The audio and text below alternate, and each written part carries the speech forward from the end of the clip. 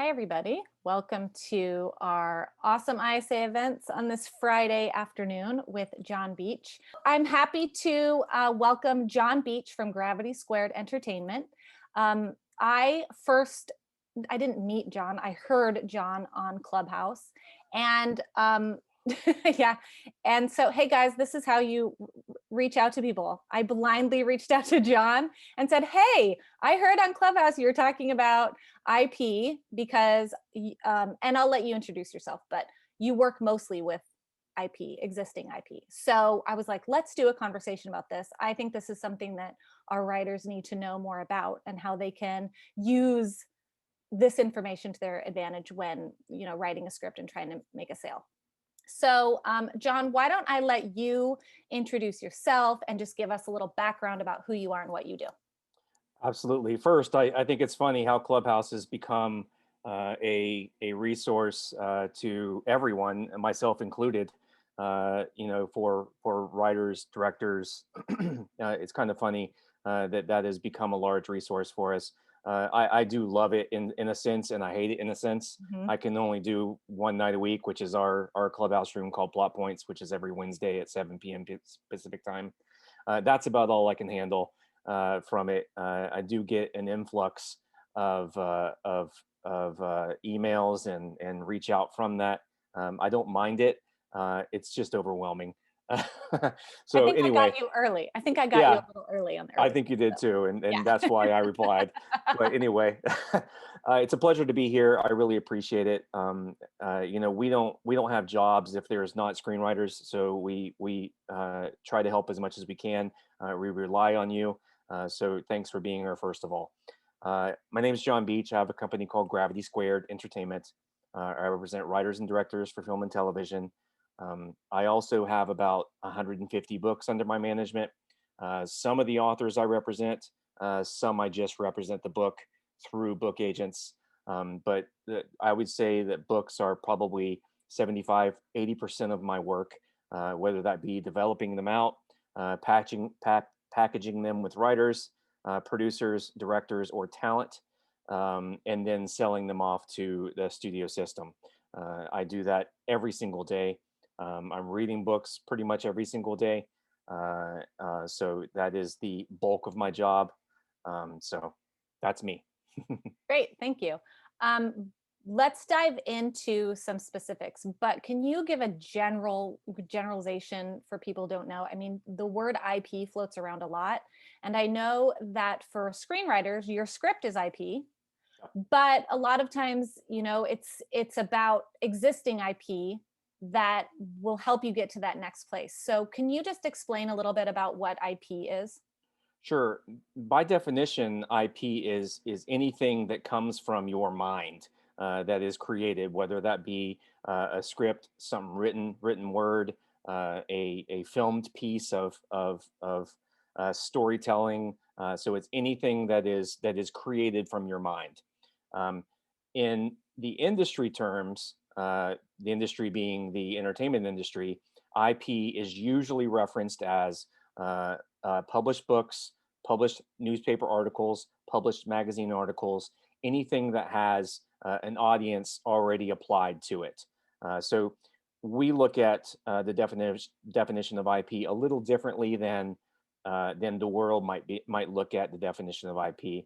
So we're usually going to say that IP is a book, a magazine article, or a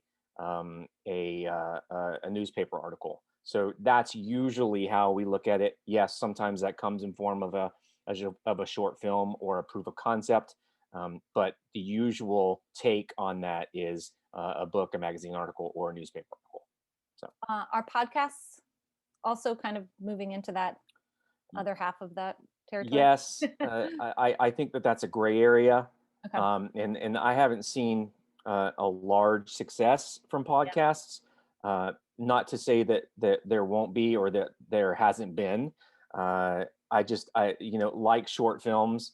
I don't find the monetization in that just yet. I assume that eventually it's going to happen and people are going to be doing more scripted podcasts. But I'm just not seeing that quite yet. When you say monetization from the IP, and that's coming from books and things like that, how for screenwriters like myself who don't have the ability like you do, probably with publishing companies and things like that, where you sort of get like first looks, what does that look like for you, your process of finding a book that you want to turn into, a movie? What's your process from like, soup to nuts of like finding it, hiring a writer specifically? What do you look for when you're hiring a writer for that project? Right. I'll start from the beginning. Okay. I usually get my books from actual book agents. Hmm. I'll usually get them before they're published. I don't I I don't think it's my job to really judge whether I like the book or not. That's not my job. My job is to service the book agent and to do my best at selling this content. It's not my job to judge whether it's translatable to film or television either. That's the producer's job or someone else's job. That's not necessarily my job. Mm. I do pick and choose every now and then, only because I don't want five different versions of the same story. I don't tend to do a lot of Western kind of stuff. It's just, if something's a harder sell, I'll try to back away from that as much as possible. Or, and I hate to say this, if books have a lot of baggage, and when I say baggage, I mean a lot of writers attached to it, a lot of scripts that have been adapted from it, not just one but multiple scripts attached to it.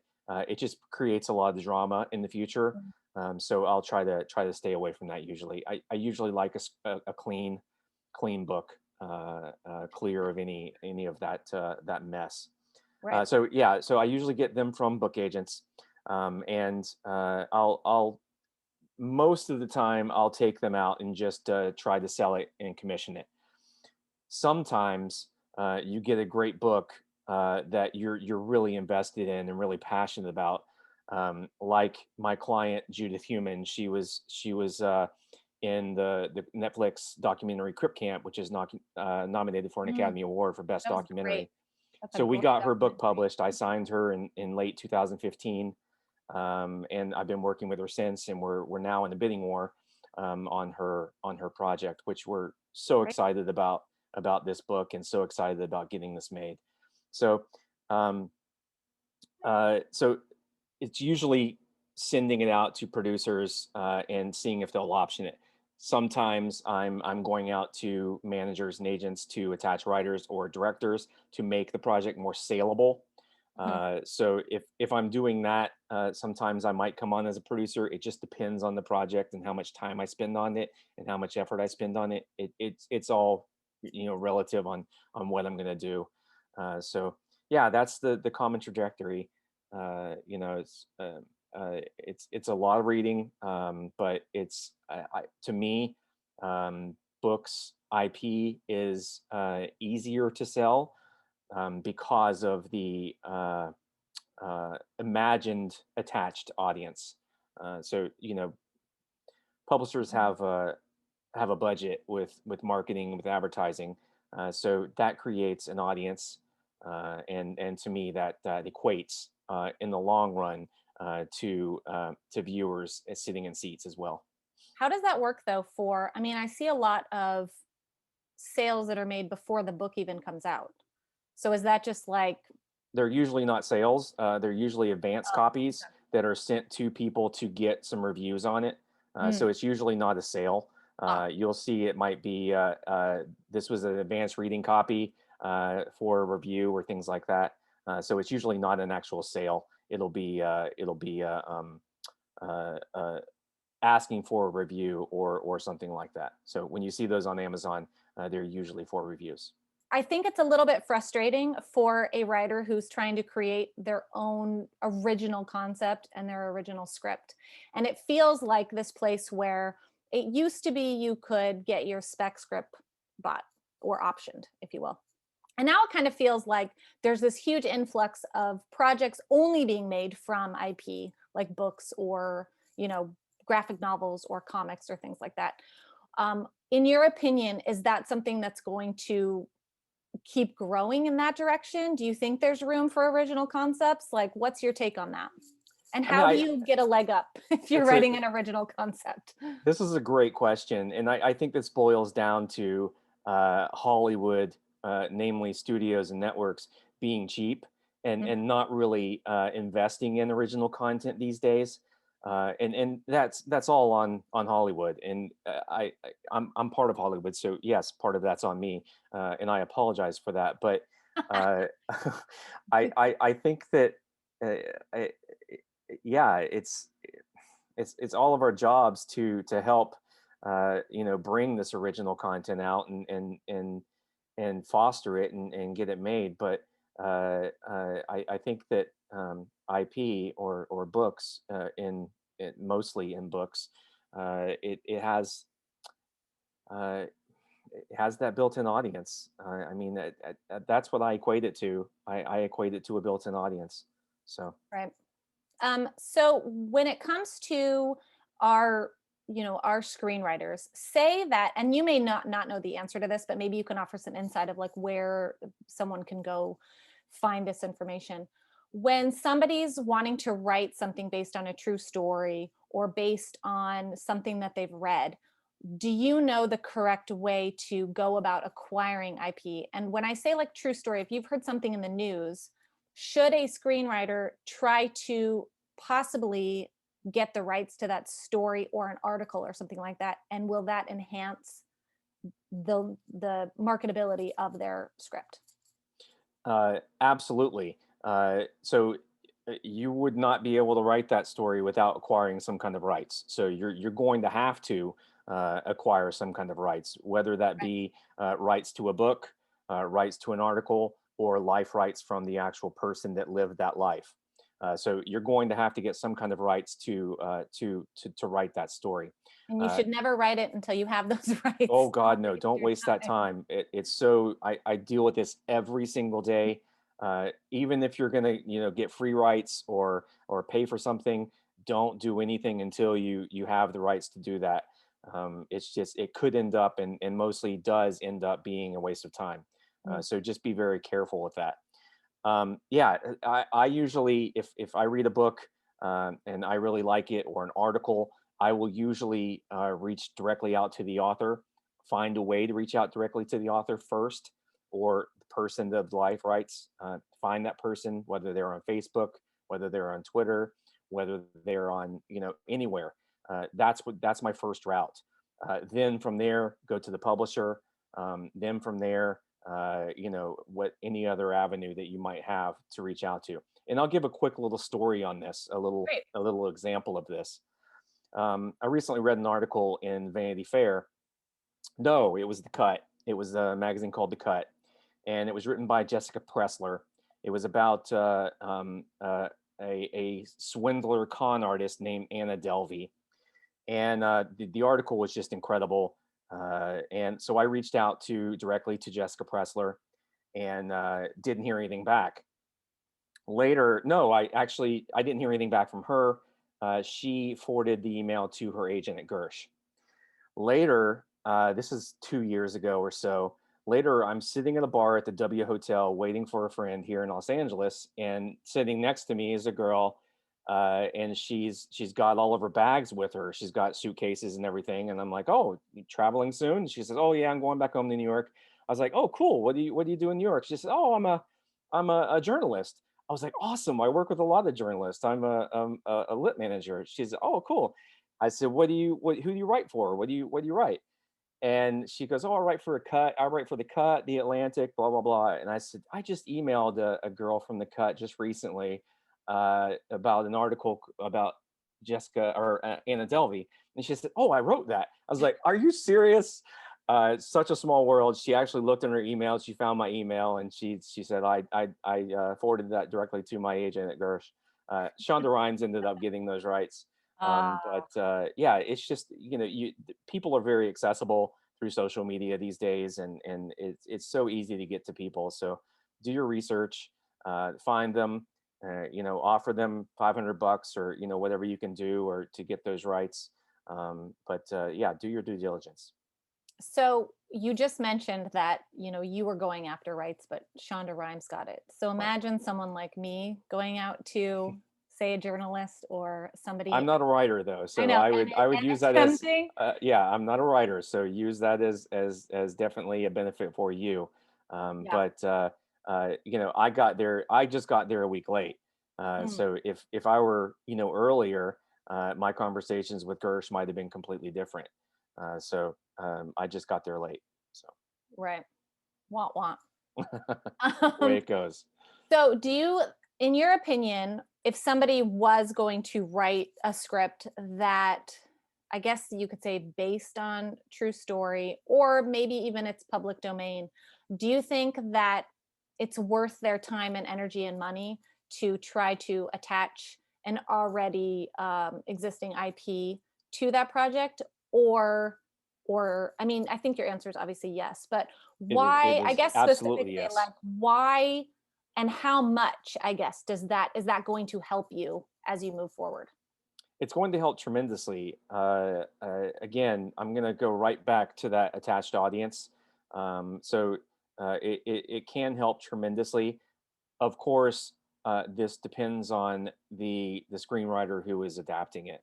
Mhm, Uh, you know, I hate that this business is very judgmental, but this business is very judgmental.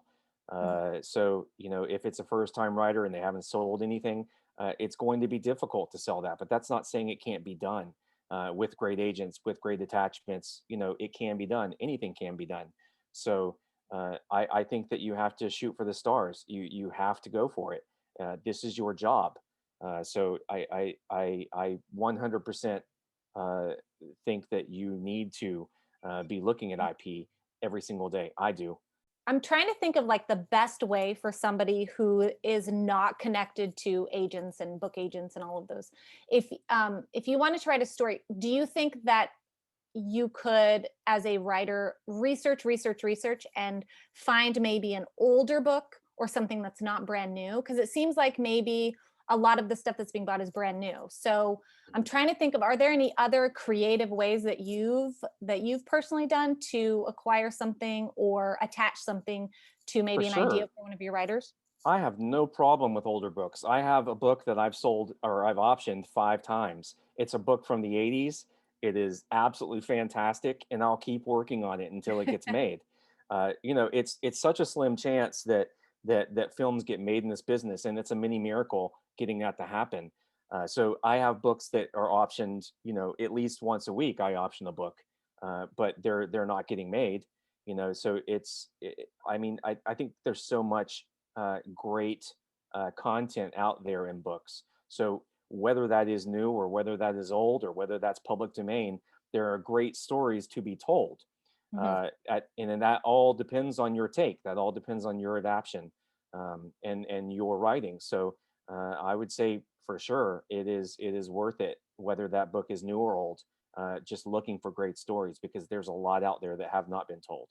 So What about self-publishing? So there's there's always this idea of, like, well, maybe instead of writing the script, I should write the book first and then see if I can get it published. If I can't get it published, then I'll self-publish it and then I'll right. have some. What's your take on that? I mean, it's still quote unquote published, but with that being said, you don't have the marketing dollars and the advertising dollars that big publishing houses have, so it's difficult to get that read. Mhm, Uh, uh, I have some self-published books.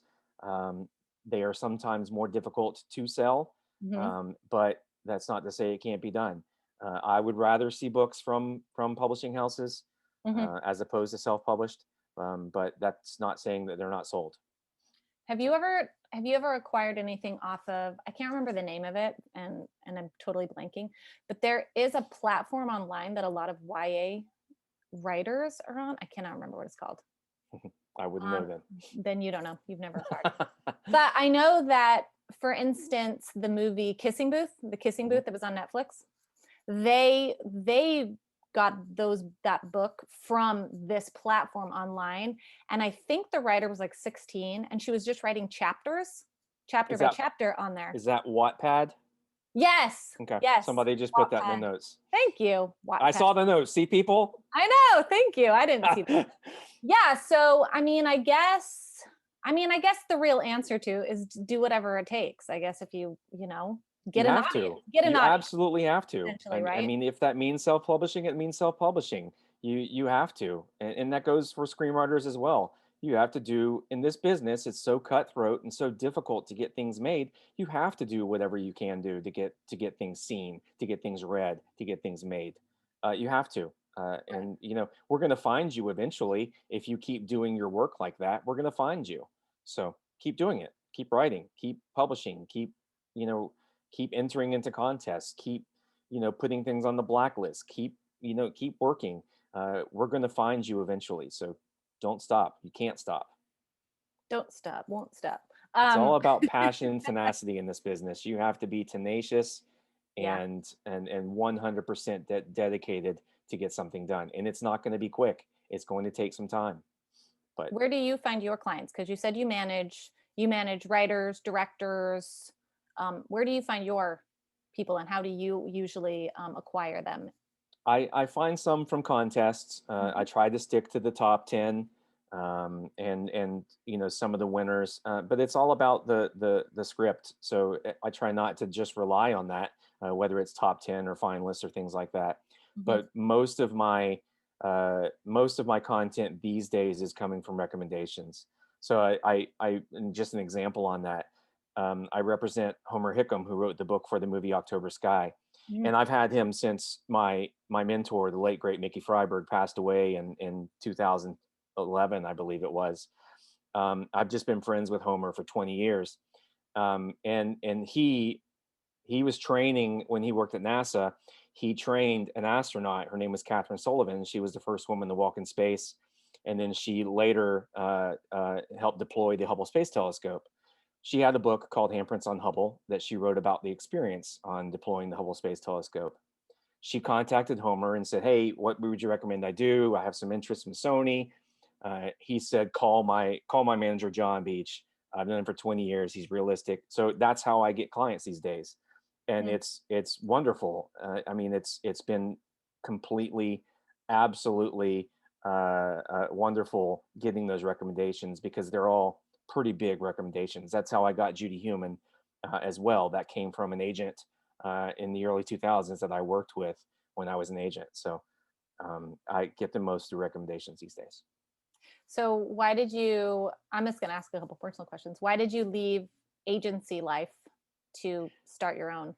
Why wouldn't I? Right.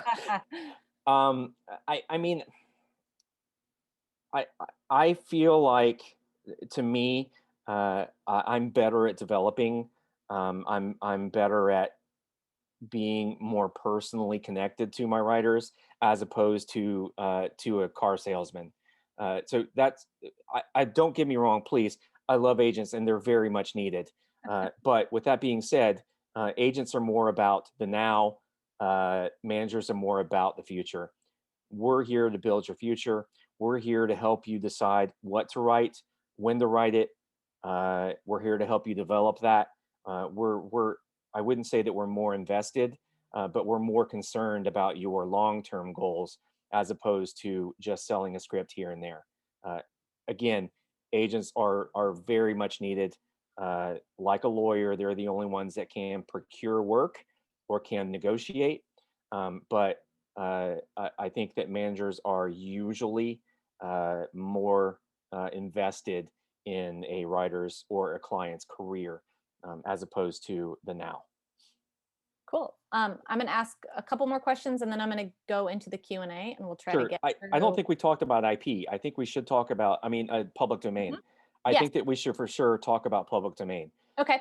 There is a lot of content in public domain, but you have to be very careful with this because just because it's public domain in the US market doesn't Mhm. mean that it's public domain in the world market. So Right. you have to be really careful on what you might adapt and make sure 100% that it is public domain worldwide as opposed to just in the United States. Right. So anything prior to 1935, that's usually going to be public domain in the world. But just do your homework.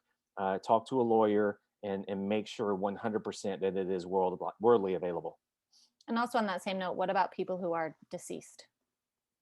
Just because they're deceased doesn't mean it's available. They still have an estate. They still have family. They might still have a lawyer. So I wouldn't assume that because they're deceased that it's free reign, because it's probably not. So in the world of, IP of what you're buying from books and stuff like that, and getting made and getting interest in, are they usually stories that are based on true events, or are they fictionalized novels, or are they historical? What's kind of the climate right now in that space? All of the above, All actually. of it. I myself love historical nonfiction. That's my genre that I love. But with that being said, YA is selling tremendously right now. I've sold a lot of children's books recently. One of them right there behind me, framed, which is at Netflix, in production as we speak. Yay. What's it Um, called? it's called Not Quite Narwhal by Jessie Sima. It is absolutely phenomenal. She's the next Charles Schultz. She's incredible. Um, yeah, I lost my train of thought there on where we were. Genre of, you were Yeah, saying you love historical nonfiction, but YA and children's. yeah. I mean, I think, your thrillers, your serial killer thrillers, they're always going to be popular. I mean, I have so many of those. It's pitiful.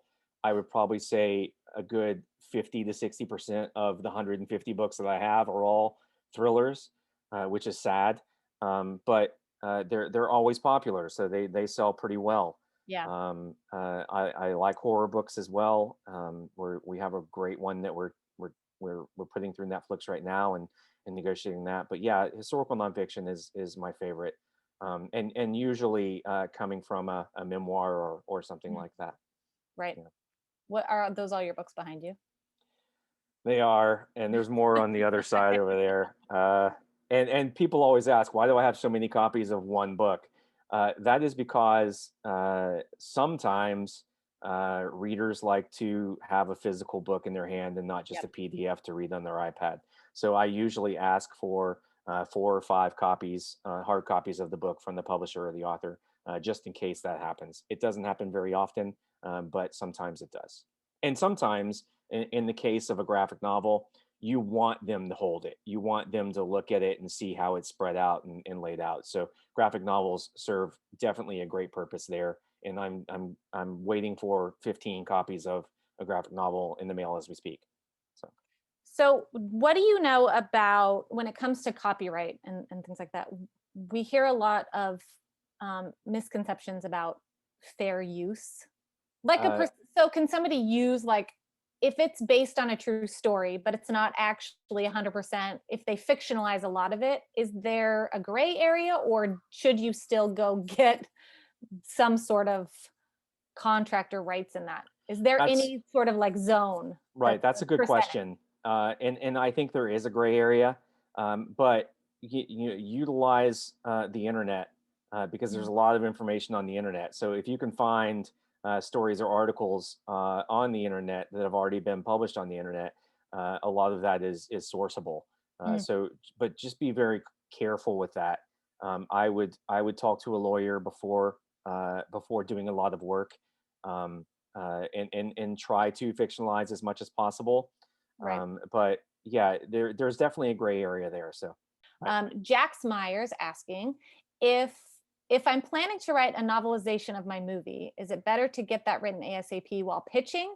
I self-publish, so I don't have to worry about waiting for anyone's permission to publish, but don't want to publish if the movie will change significantly in production. I'd rather publish at the same time as the movie would be releasing. Do I need to do this differently? this is a great question, and something that I do go through quite often, where authors will adapt their own content. Um, I don't mean any disrespect to any screenwriters out there or any authors out there, but they are both completely different animals. Mm. Uh, Writing a script is very formulaic, and completely um, uh, it's important to keep those formulas and those formats. So I don't recommend authors to adapt their own material. Now, if you are a screenwriter and you have experience screenwriting, I think that that's fine. But I would be open to letting an experienced screenwriter maybe adapt that or rewrite that in a later date, because it's hard to sell an unproduced uh, screenwriter's material. Just my thoughts. So I don't always recommend that, uh, and I apologize for that to any screenwriters that have done that. But it just in my experience, I haven't been able to. And this even goes with Homer Hickam, and I adore Homer. He's adapted a couple of his books, and I haven't been able to sell those. Hmm. Um, it's just difficult. It raises that difficulty level of selling the script that you adapted. I'd rather sell a clean book. So on that note, do you think that a screenwriter who is not produced should maybe hold on to that project and go maybe a lower budget film and get it produced so you have some credibility and some clout before you There's go an that? option there. Yeah, you could definitely do that. I typically, if an author has adapted and they would like to at least show that around to some people, I'll lead with the book. And if they like the book, I'll say, hey, look, uh, Homer adapted this. I'd love you to take a look. He's not married to it, but here's his script that he adapted. Mm. So I do that quite often. So All right. Um, Theodora is asking, if we rewrite a screenplay heavily and a previous draft has been registered for copyright, do we need to re-register the latest draft? Do you know about copyright? I know a little bit. As long as the storyline and the synopsis is still very close to what you had before, it should still be in effect, and that goes the same for the WGA. Right. Because you're registering a synopsis or a log line. You're not necessarily registering a script. So you're not inputting the script. You're not giving them the script. You're just giving them the storyline and maybe a treatment. So as long as you're still pertaining to that closely, then a rewrite shouldn't disqualify that or void that from the copyright. And we're talking about copywriting at Library of Congress, right? Correct. Versus Or WGA, either or or. both. Yeah. Right. Okay. I do like copyright better than WGA, by the way. Why is that? Let's just talk about that. I feel like it's more legit to me. I feel like there's a lot of gray area with the WGA. So I like the copyright a lot better. I feel like it's more stringent and um, uh, pertains to the law more than the WGA would. Right. And so if you get yourself in a situation where you need to make sure that you are proving that you have the copyright, you're better Right, off actually having a legitimate copyright right. with the But Copyright Office. but let's Right? talk about that. Yeah. If your project or if your idea is stolen, what to do? Yeah.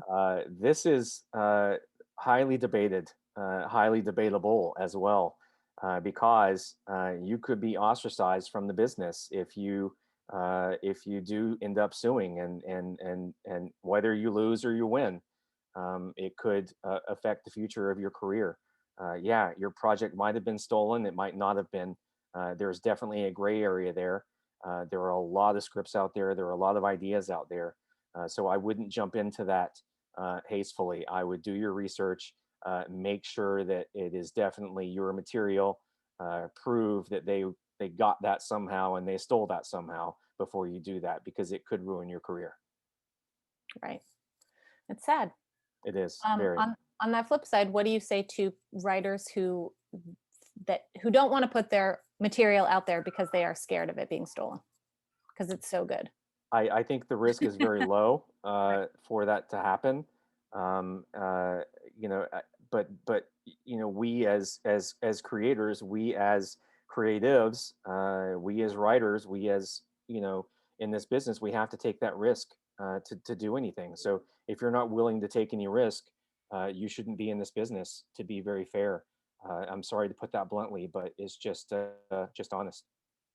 You know what? Listen, you don't have to apologize for being honest and blunt, because that's what It's who I that's am. what we're trying to do, Right. is just get to the real information and not give the fluffy, we're always encouraging to screenwriters, and we want everyone to succeed wherever they want to go, but you can't get anywhere unless you know the real information. So I'm all for, like, just give it how it is, Right.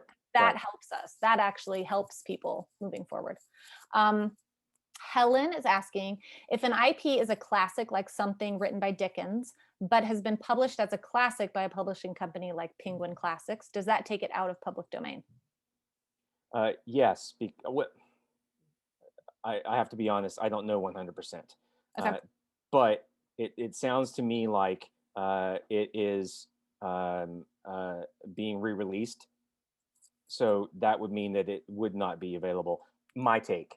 I Yeah. don't know 100% on that. I would have to ask my lawyer that question as well. I mean, you could probably just reach out to Penguin Classics if that was the publishing company, correct, and ask them. For sure. I don't know. They're usually not. They usually don't offer up their time like that. Mm. Okay. It would usually be, oh yeah, rights are available, or something like that, and point you in a direction. They're not very good at spending time with answering questions, Right. to be quite honest with you. They So don't have like the Penguin Classics hotline that you call? no, no, Like, not at hey, all. No, no, they're not very forthcoming. They'll just say, hey, contact the author at, contact William Morris at, right. those kind of things. So they're not very forthcoming. All right. Ryan Christensen is asking, when a studio producer, etc., wants to produce your script, the writer loses their rights at that point, correct? I think he means purchase, maybe buy it outright, or let's talk about that difference between when you get a script option versus sold. Where do your Right. rights go? So an option is basically a rent to own. That's kind of how I look at it. They're renting your content or the idea of your content for a specific amount of time, with the option to purchase it. Why it's called an option. Correct. The rights are still yours. They hold the rights when it's purchased. So they're representing the rights basically when it's under option. They they control the rights at that point, but then when it's purchased, they have the rights, and that Right. expires after so much amount of time. So I would how, I would ask a lawyer on that as well. right, I'm probably not being as descriptive elaborate. as I should be there.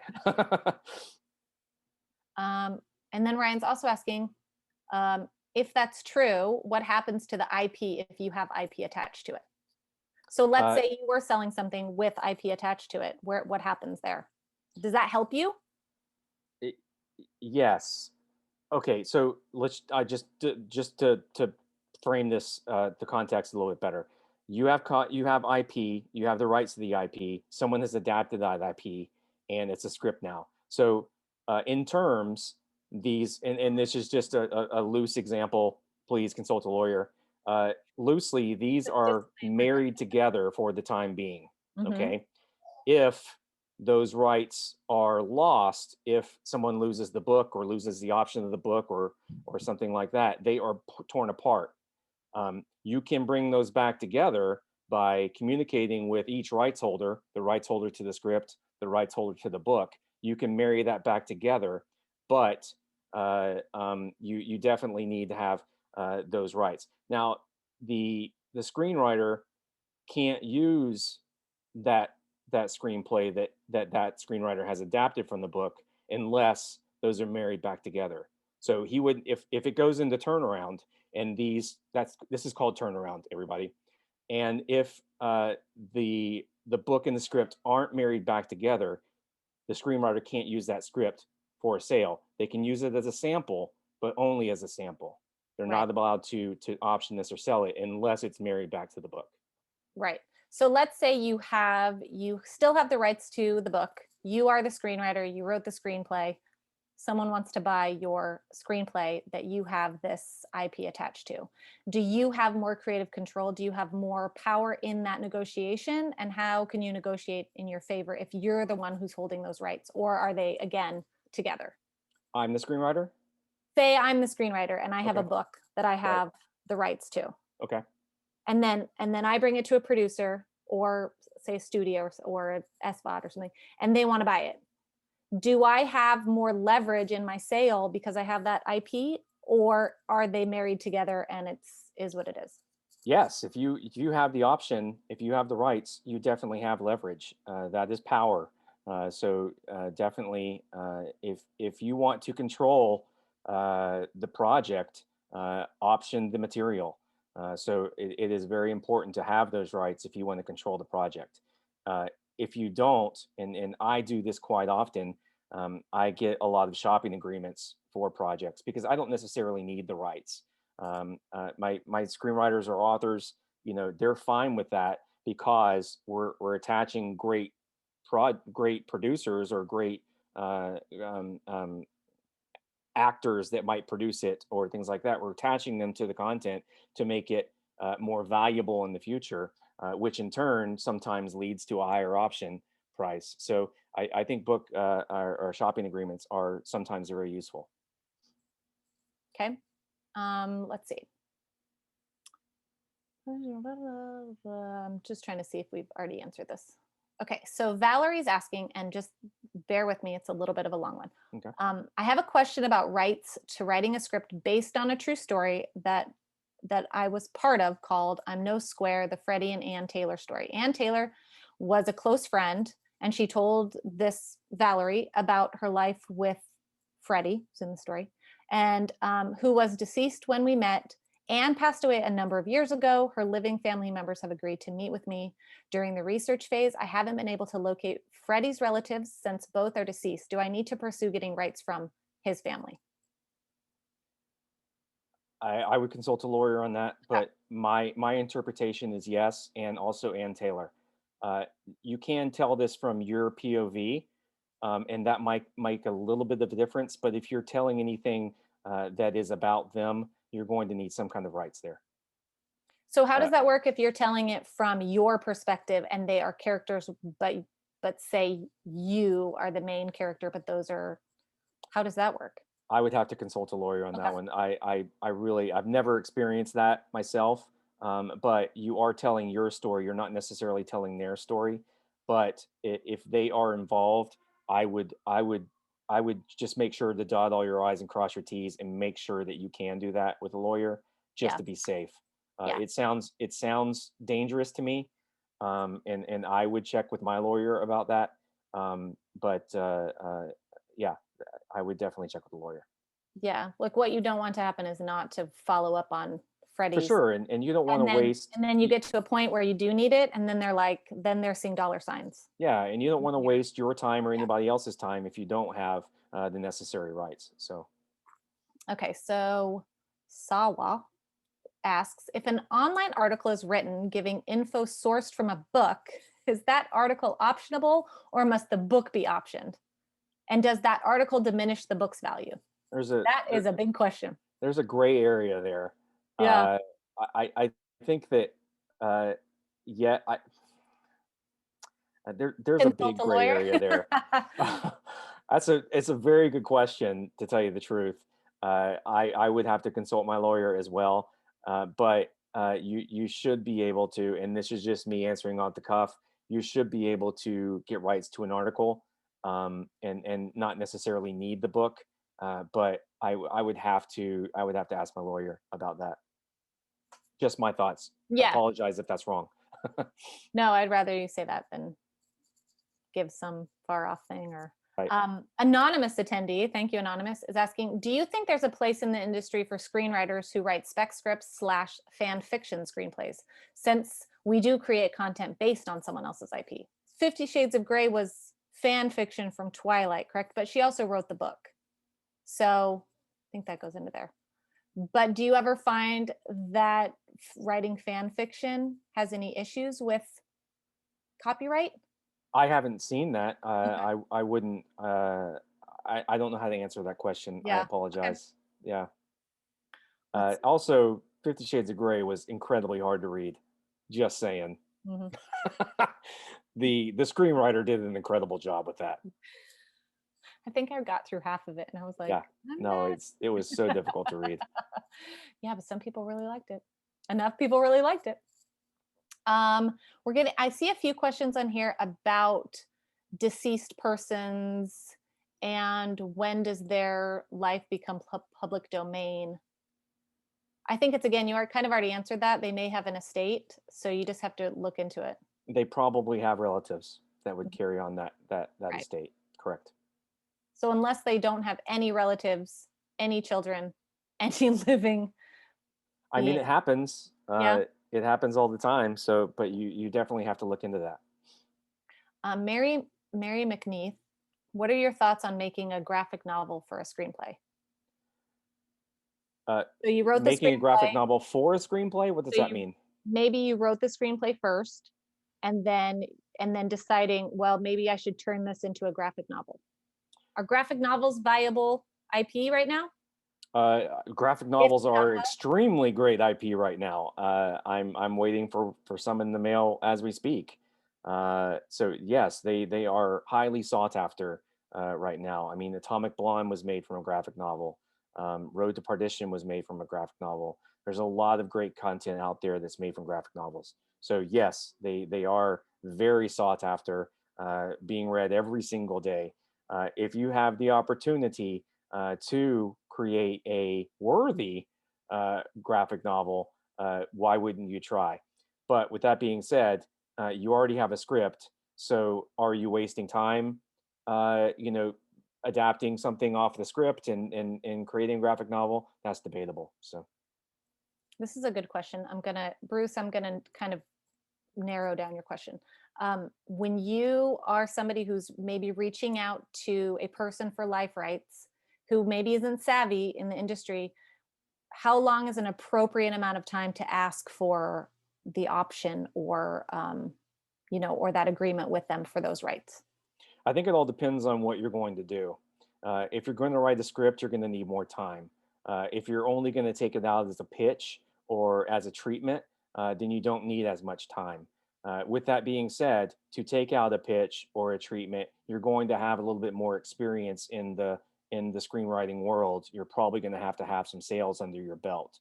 Mm, So, with that being said, I would ask for at least 12 months to write the script and write it quickly if you can, because we're going to need at least 3 4 months to take it out and to present that to buyers. At least 12 months, I would say, if you're okay. going to write the script. If you're not, you could deal with 9 months, 6 months sometimes. Right. Um, JG Vermeer is asking, when do news articles become public domain? What's your knowledge on, say, finding an old article about World War II, or maybe something even that's from, Europe during World War One? Are those, do you have to track down the source and see if they're defunct or if they're still around, or? Yeah, it's another gray area question, and I apologize. I wouldn't be able to answer that. Public Right. domain has a lot of gray areas, and there's a lot of really thin lines there. And I apologize here. I even have issues with this at times. I have to consult my lawyer many times with public domain.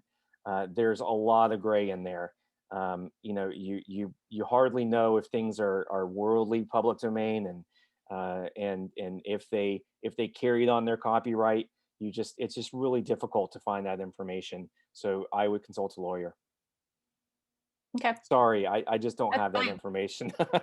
It's fine. Rights. I think that's the thing, is like so many people ask questions about public domain because there is such a gray, strange Yeah, area, and it feels like it should be very simple, but it's not. it's not at all. Yeah.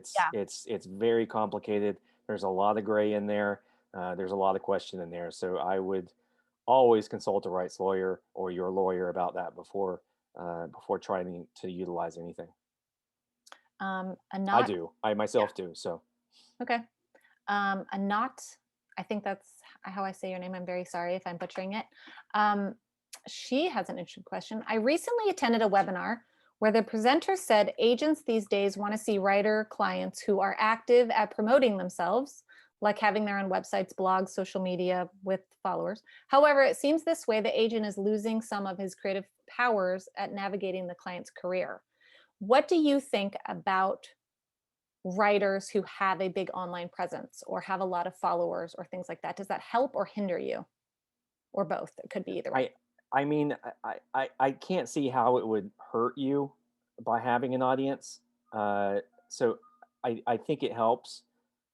With that being said, influencers, that's sometimes a different story, especially in the acting world. I don't deal with actors, but this question has come up a lot, whether I should attach an influencer to my project.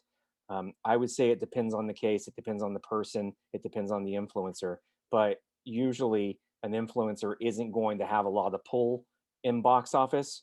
They only have a social media pull, and that doesn't really uh, relate or cross over to box office. Okay. So I mean, part of me says it can't hurt to have a lot of followers if you're an author or if you're a screenwriter, but I don't think it helps you tremendously, so to Okay. speak. Focus on your work instead of I your more you so. know your script has it reflects no age, it reflects no color, it reflects no race. Your script does all the talking for you. Write the best piece of content you can, and put that out there. So that's what I would say. No matter how old you are, what color you are, if you're disabled or not, your script does not depict that. So you can be an 18-year-old writer. Who cares?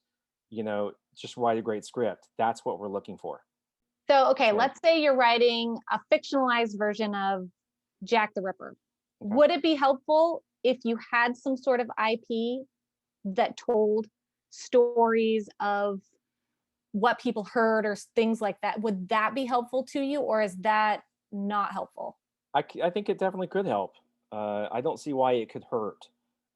You're attaching IP. You're attaching something to it that has an audience somewhere. So I don't see how it could hurt. Mhm. I would attain the rights to that if you can, but yeah, I don't see how that can hurt. Say somebody has a great script and they have IP attached to it. What is the best way to connect? Should they have a manager, or should they go out to producers, or is there not one right way to go? What's the best way to navigate when you do have a package together? Right. Well, first of all, most producers are not going to accept unsolicited material. So that means that they can't accept your material because they could have something that is similar to your material that they're already developing. So they cannot legally accept your material. So you would need that to go through an agent, a manager, or a lawyer. So that is the best way, the only way to submit your content to Hollywood is through an agent, a manager, or a lawyer, unless you have friends in the business that you're able to slip it to. Right. Um, And I even have this problem myself. I reached out blindly to a department at Netflix just recently, and they sent me to, and it was just an intro. I mhm. just emailed them, "Hey, I wanted to introduce myself to you. I've got about 150 books under my management. Wanted to see if we could schedule a call to talk about your needs, that kind of thing." Mhm. And they sent me to their unsolicited material department because they didn't Mm. know me. So it happens to me as well. Shame on them. Shame Don't on they them. know who you are? Don't they know what they could be missing? Look at those books. See all those books? I got them all. Exactly. This is an interesting question. This is sort of based on what you were talking about before, that you have a ton of thriller books and horror books. For you, and I know it's not about if you like it particularly, but for you, what is the thing that pulls you from a thriller book or a horror novel? When you say pulls you, what does that mean? Well, what takes it from, oh yeah, here's a book, versus Another this is thriller. something that I, yeah, exactly. What is there anything that's current right now that sort of like is the thing that you go, yes, this is the hot ticket in this genre? Yeah, I think a different take, Werewolves. a different take on everything. I Mm. think if it's a different and interesting take on something, then I like it. So I think you have to be able to separate it from other books that you might have or other projects that you might have seen. So Right. a different, interesting take on, all the Blumhouse movies. You know, Right. I think that that's interesting. So yeah. If somebody has a comic book and they also have books and screenplays and other materials, um, and a pitch deck, and they're not having much success going out with that, shopping it around.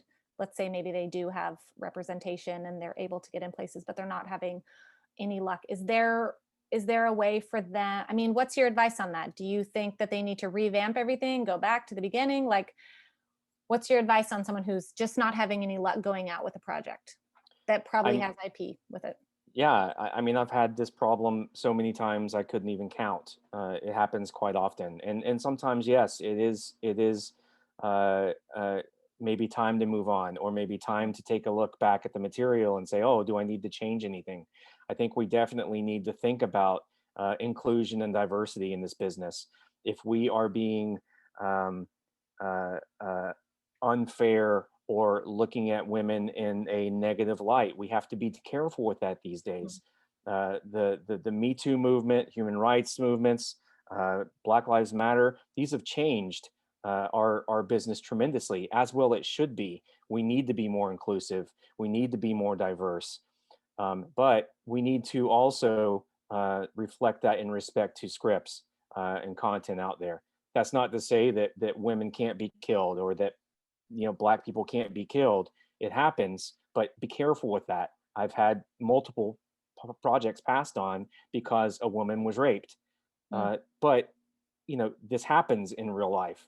So I just think that we need to be really careful and really sensitive on that material and be respectful towards it. Uh, I'm going to say again, this business needs to be more inclusive. This business needs to be more diverse, and we need that from the top down. We Mhm. need women in powerful positions. We need people of color in powerful positions. That's the only thing that's going to change this business and make it more inclusive and make it more diverse. So Amen. I said my spiel. Yes. I have two more questions for you, and then I think we're going to wrap it up, and I'll let you go on and read your I 40. just saw that somebody's following me on Clubhouse now. Thank Oh, you. yay. A couple of people have asked, do you have any advice on finding a rights attorney besides Google? Are there any resources for finding rights attorneys, or should you contact an entertainment lawyer and see if they have referrals? What's the best way to find someone?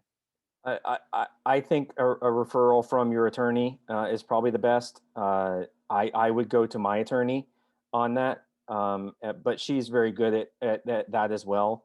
Um, uh, that's a very good question. I'm never searching for them myself. I don't know how to answer that, honestly.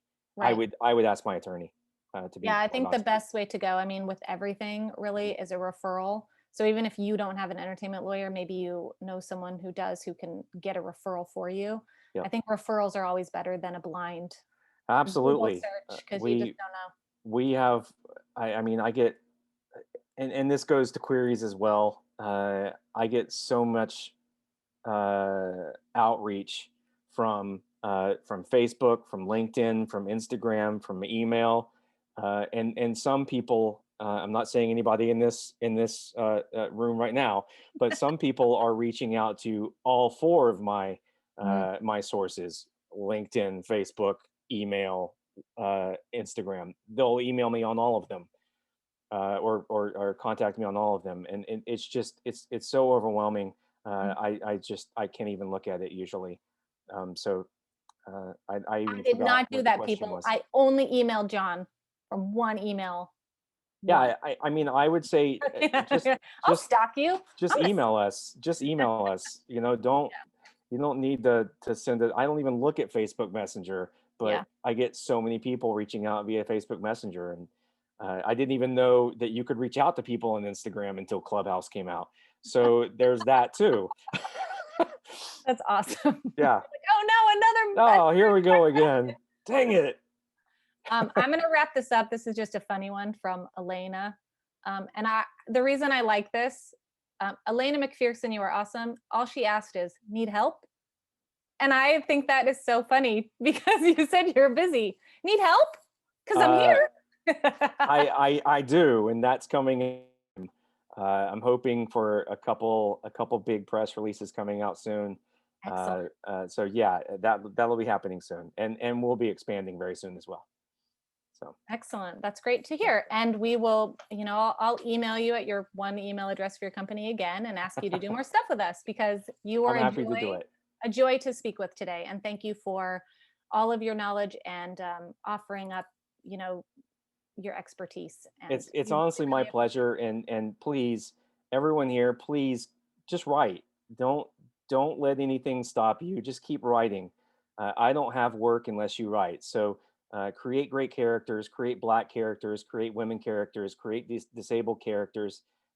You can do it. Just keep doing it. Keep stick with it, and it might take some time, but we're gonna find you. Just keep writing. I mean, go watch the movie Coda that just won Sundance.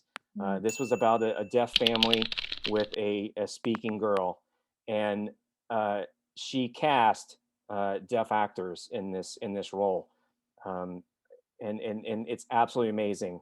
We need to be writing more about what we see in the real world. We see people of color, we see people with disabilities, we mhm, see races, different sexes, we see transgender. mhm. Write about real life. See everything through a real lens. Please, we need more of that. So keep writing. Awesome. Thank you so much, John. I really My pleasure. appreciate it. It's been a wonderful, very fast hour and 11 minutes. I see And I hope, somebody that says they know the writer of Coda. I also know ah, Sean. I also know Sean very well. I'm hopefully working with her. Hint, hint. Um, yeah, I adore her. She's great. Go see Coda. It's awesome. great. Thanks Thank you, everybody everybody. for I joining appreciate it. us and have a great weekend. And I hope the Easter Bunny visits you. See you next time. Bye, Thanks, Shannon. everybody.